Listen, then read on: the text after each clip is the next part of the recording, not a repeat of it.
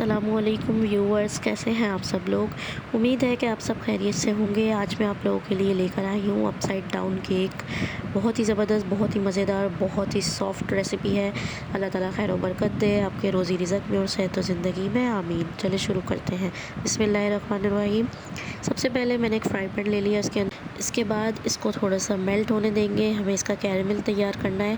पानी में इसके अंदर नहीं शामिल कर रही हूँ। इसको मेल्ट होने तक के लिए कुक करेंगे। मीडियम फ्लेम भी मैंने ऑन रखी हुई है। और जैसे ही ये मेल्ट होना शुरू होगा तो आपने इसको जलाना नहीं है, इसको लो फ्लेम करके आपने कुक करना है ताकि ये कैरामेल की तरह इसकी शक्ल आने लग जाए। ये देखें, ये मेल्ट हो गई है अपना ही। ये देखें वाटर रिड्यूस करती है। ये देखें इस तरह से इसको चम्मच चला के थोड़ा सा और कुक होने देंगे। ये देखें, ये इस तरह बहुत ही ज़बरदस्त किस्म का कैरेमल बनता है। इसके बाद मैं इसके अंदर हाफ़ कप मिल्क शामिल कर रही हूँ और इसको कुक करेंगे जब तक ये वेल कंबाइंड ना हो जाए, बिल्कुल ज़बरदस्त सा कैरेमल तैयार ना हो जाए। लो फ्लेम है, तेज़ आपने नहीं करनी और एकदम पैनिक नहीं होना कि बिल्कुल भी जला ना दें इसको आप स्टीयरिंग करते रहें और हल्की आंच पे कुक करते रहें। तो ये देखिए इस तरह से इसकी शक्ल हो जाएगी। कितना ज़बरदस्त सा ये तैयार हो गया है। इससे ज़्यादा नहीं कुक करना। इसके बाद हम इसके अंदर थोड़े से सफ़ेद वाले तिल यानी सीसम सीड्स शामिल कर रहे हैं और इसको अच्छी तरह से इसके अंदर मिक्स कर देंगे। इसके बाद हमें और कुक नहीं करना, इतना ही कुक करना है।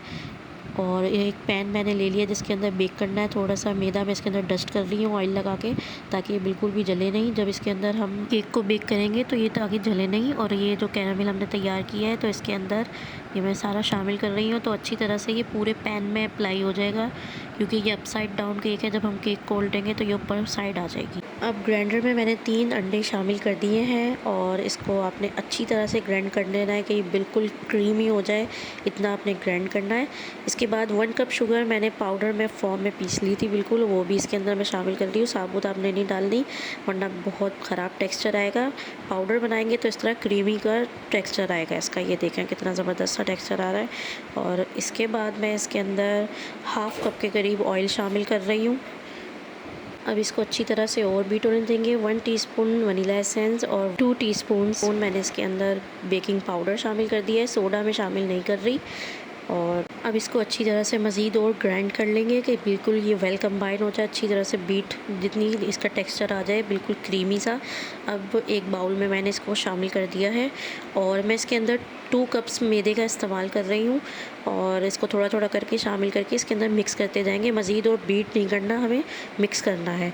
इस तरह करके 1 बाय 1 मैं थोड़ा थोड़ा शामिल करती जा रही हूँ, मिक्स करती जा रही हूँ, ताकि इस तमाम मैदा इसके अंदर शामिल हो जाए और इसका ज़बरदस्त सा बैटर तैयार हो जाए। ये देखें इस तरह से करके इसका क्रीमी सा हमने तैयार कर दिया है। और ये देखें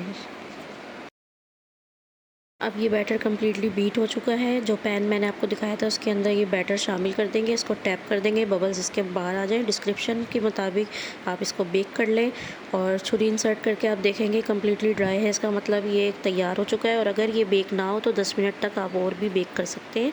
और इसके बाद ये देखें ज़बरदस्त सा केक, आपने इसको थोड़ा सा ठंडा करके चाय के साथ सर्व करेंगे।